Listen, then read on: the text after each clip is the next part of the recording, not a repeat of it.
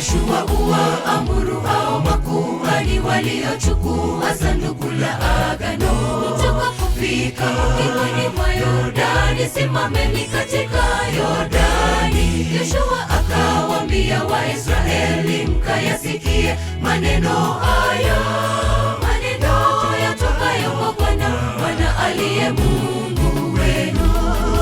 Tazama, sanduku la agano la Bwana wa dunia yote linavuka mbele yenu, na kuingia Yordani twaheri watu 12 katika kabila za Israeli, kila kabila mtu mmoja. Zitakuwa nyayo za makuhani waliochukua sanduku la